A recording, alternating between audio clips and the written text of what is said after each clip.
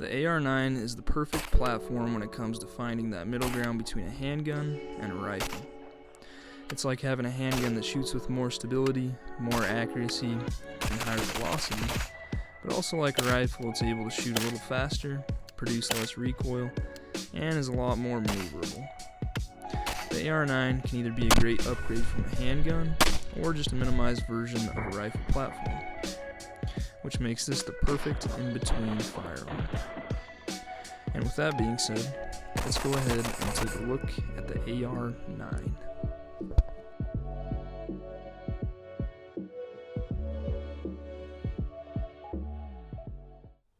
Alright guys, welcome back. So here she is, the AR-9 build.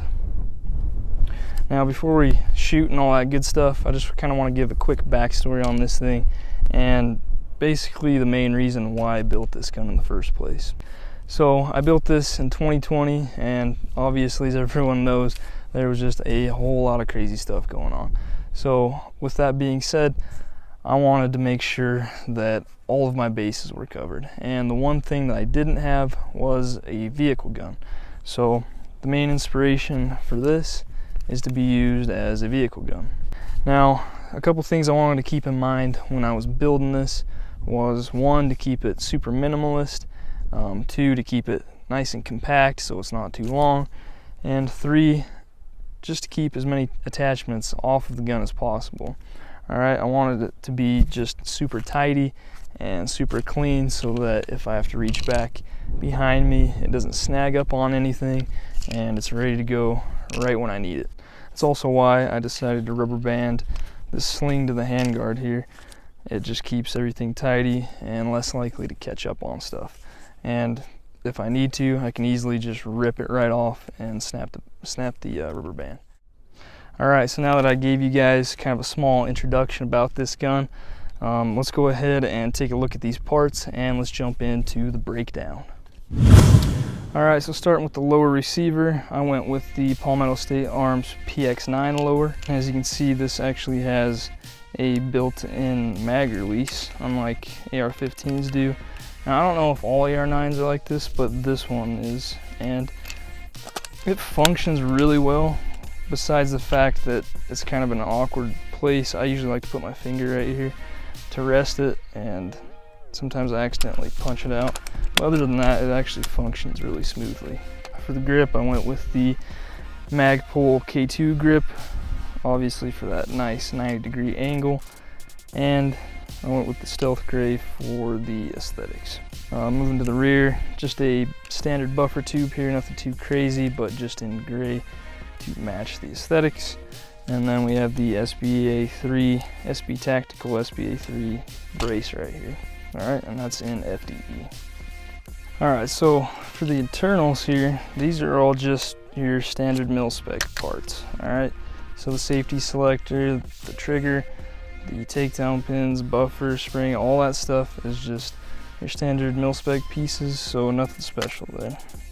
Alright, so for our upper, I went with the Odin Works 9mm billet upper, and I went with this one for a couple of different reasons.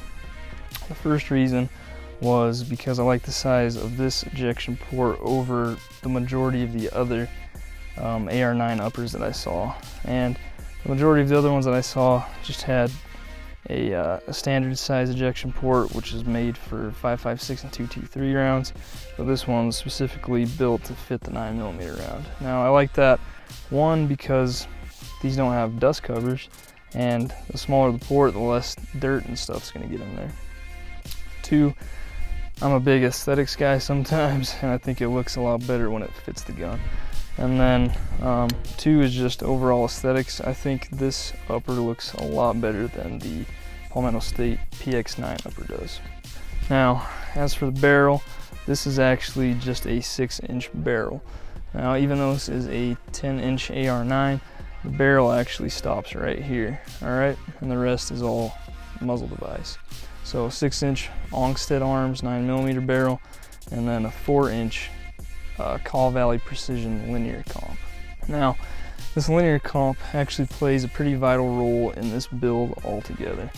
All right, if you guys don't know what a linear comp does, it actually expresses all of the gases and all the blast forward, all right, so that it keeps the blast off you and anyone else around you. So I figured that would be a very essential piece to this build. And then I have all of that enclosed with the Aero Precision enhanced handguard. And this one's actually suppressor ready, so that's the only reason that I can fit my linear comp in there. And it's actually kind of nice because it gives me more grip on the gun, and it also allows me to upgrade to a suppressor if I ever want to. Now on the top rail here, I just have the Magpul M-Bus sights, and that's originally because I already had these sights, and so budget-wise that's nice. And two, I was already planning on putting flip-up sights on there. All right, and then I just have another sling point there, just for more options for a sling. And then for our charging handle, this is just your standard mil-spec charging handle. I already had this laying around, so it's another budget thing. And two, these mil-spec charging handles are already built pretty minimalistic as it is, so it kind of just fits this build. Now inside, I have the Tribe Defense bolt carrier group, and it actually works pretty good. It was a cheaper bolt, but so far it's been working really great. And then we have the two different size magazines. This one is a 17 round and this one's a 34 round. Now the reason I went with the 17 round magazine was because it keeps it really small and minimalist, and when I'm reaching back to grab it, it's less likely to catch on things. And it also makes it just a lot easier to pack around, like in a backpack or something. And then when we're ready to go to business, we can pull out the big 34 mag. All right, and that's what makes the AR-9 build. Now let's go ahead and go shoot this thing. All right guys, so as you can see, I got a target set up out there at about 25 yards or so, and I'm just gonna go ahead and start sending some rounds downrange. So let's get this thing going.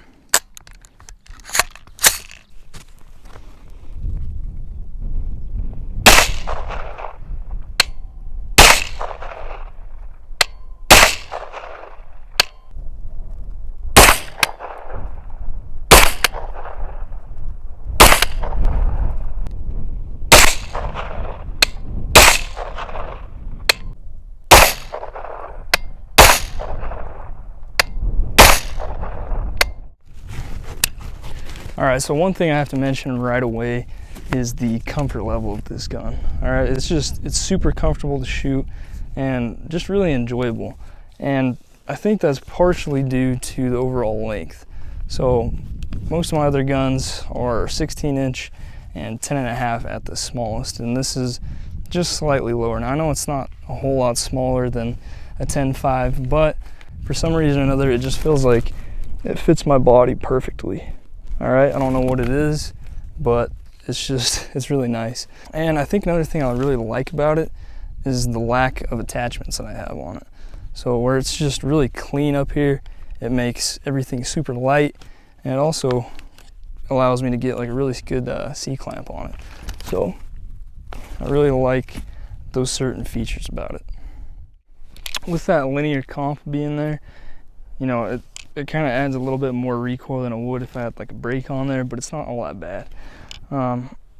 Now, as I mentioned before, with it having a mil-spec trigger, you know, it's not the best. It's kind of a heavy pull, but for being a mil-spec trigger, it's actually not that terrible.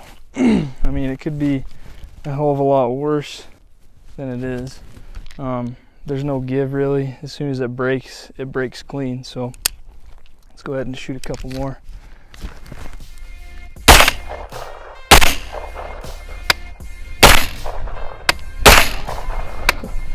Oh yeah, I could shoot this thing all day.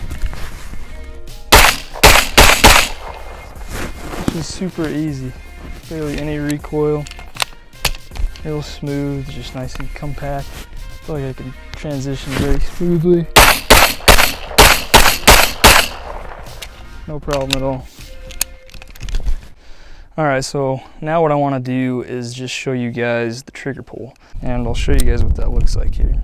All right, so we have no take up, and then kind of a heavy pull, but it breaks clean. And then the reset is almost immediate. So break, reset, break, reset, break, reset.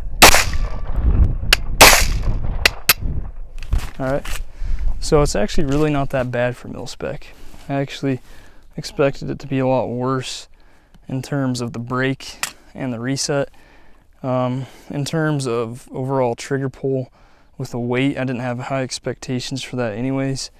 And you know, it's definitely by no means a competition trigger, but for mil spec and for it being a really cheap trigger, it's really not that bad. So, and here I kind of just want to show you guys how good it is at rapid fire. So I'm going to go ahead and send like 5 or 6 down range just as fast as I can.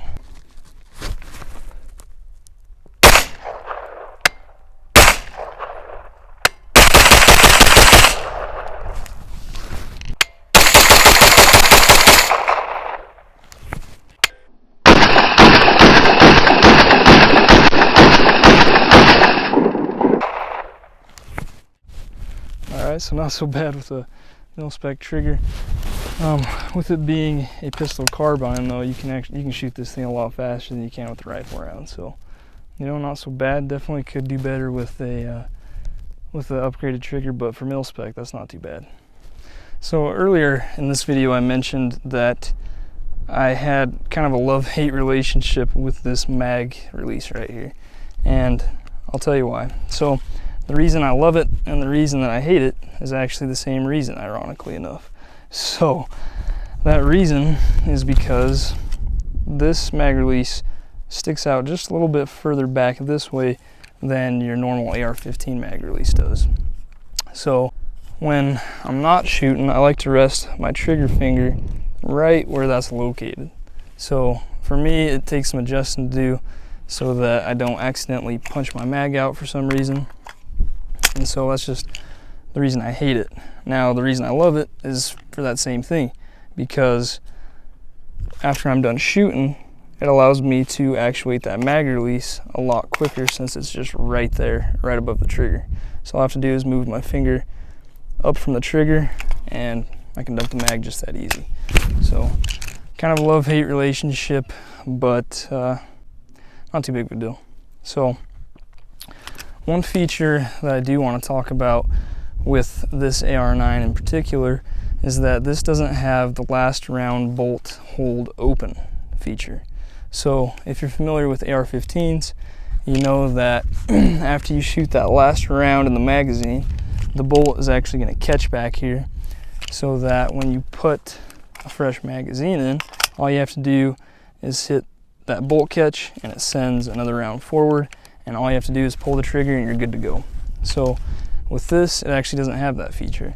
And I think with most AR-9s, it doesn't have that feature, and I think that's solely due to the magazines. I'm not completely sure why, but that's just my idea that I gathered from it. So you'll see when I shoot this last round here that the bolt is actually going to send home as if it sent another round into the chamber, but really it just doesn't have that feature. So you'll see here when I shoot, the bolt is still sent forward, right? So when I do change mags, I dump it, I have to actually charge another round in for every magazine that I put in there. All right guys, so just to kind of wrap this whole video up, I'm going to go ahead and test the limits with this thing. So we're going to test the accuracy and the range, and I'm just going to set my target out at a variety of different ranges and pretty much just see what we can get out of this thing. But before we get into that, real quick, I just want to show you guys this linear comp a little bit and just kind of explain how it works in general. So let's go ahead and take a look at that. All right, so like I mentioned before, these linear comps here are designed solely to express all of the gases and the blast forward.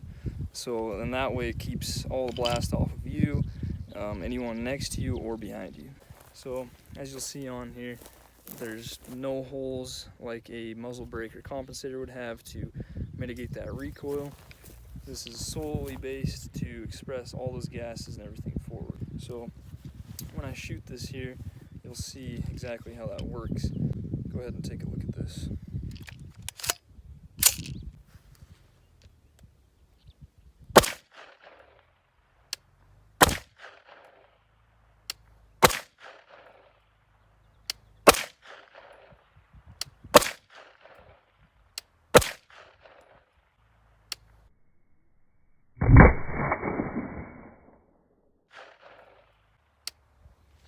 Alright, so you see that? You can just see a whole lot of gases and everything just expressed completely out of the barrel, unlike you would with like a muzzle brake or a compensator where everything's going to go out to the sides and up to mitigate that recoil. Now let's go ahead and see what kind of range we can get out of this thing. Alright, so to test the accuracy and the range, what I'm going to do is I'm going to set up my target out there at a variety of different ranges. So first I'm going to start it at 25 yards, and I'm just going to aim right at the bullseye and just take one shot at it. Then I'm going to go ahead and move it back to 50, then bring it back to 100, and then we're going to try to get it out there around 200 yards. And I'm just going to do that same thing at all of those ranges. So I'm not going to compensate for bullet drop or anything. I'm just going to aim right at the bullseye, take one shot so that we can see really what kind of accuracy and what kind of bullet drop we can get out of it. And really, this is actually going to be my first time doing anything like this with this gun, so I'm really just as curious as you guys are to see what kind of results we'll get. So let's go ahead and check it out. Alright, so here we are with our first target, and this is like 25 yards or so, and like I said, I'm just going to aim right at the bullseye and take one shot. So let's see what happens.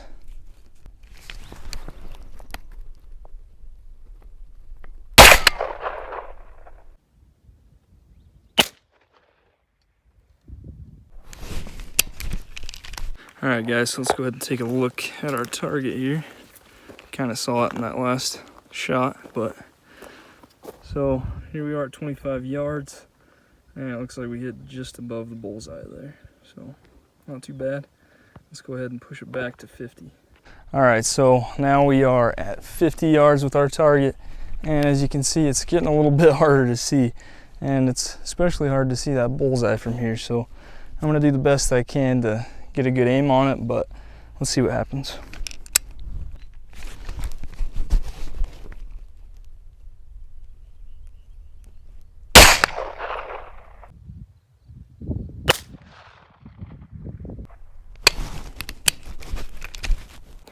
Alright, so let's go ahead and take a look at the target at 50.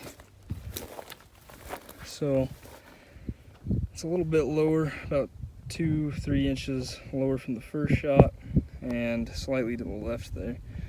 Now, remind you guys, I'm shooting with iron sights here, so it's not going to be the most accurate when it comes to aiming, but it's still in the general area, so not too bad. So let's go ahead and take it out to 100, and let's see what happens there.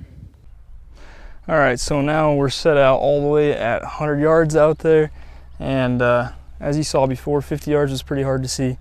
Now 100 yards is really hard to see. I don't know if you guys can even see the target from here. I'll probably like draw a circle around it or something, but it's pretty hard for me to see too. So I'm gonna do my best to get my sights on the bullseye, and we'll see what happens.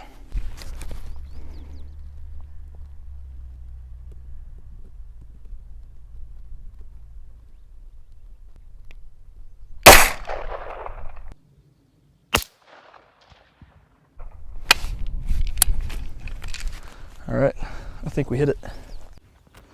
Alright, so here's our target at 100 yards. Alright, so now we're seeing some extreme bullet drop.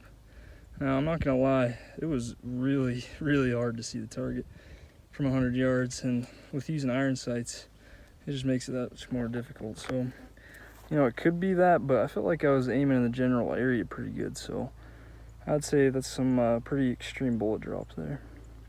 So let's go ahead and finish off at 200 yards, and we'll see if I make it on the target. All right, guys, so here we are at our final distance at 200 yards.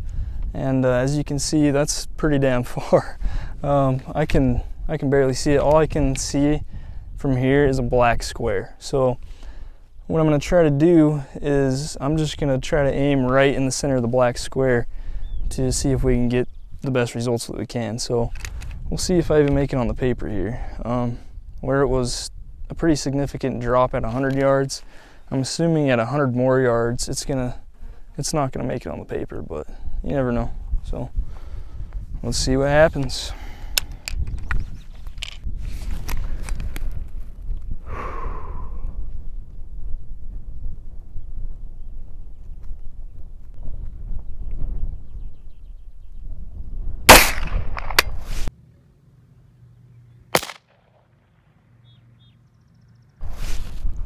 Huh. I heard it hit something, so I think we hit it, but let's go check it out. All right, and here we are at 200 yards. So, looks like we hit it right there, if you guys can see that. So, only about an inch or so away from the 100-yard target. So not that bad for 200, and considering that I could pretty much just see a black square.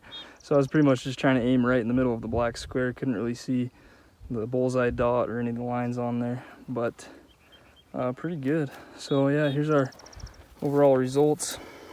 25 yards, pretty much on the bullseye there. 50 yards was about 2.5 inches low from that, and then at 100 yards, we had a pretty significant drop at like 4 or 5 inches down. But then at 200 yards, it was just about an inch below the 100 yard. So not too bad, and especially not too bad for a 9mm 6-inch AR. All right, guys, so I think that pretty much sums up this video. So as you can see, this is a pretty awesome little gun to shoot.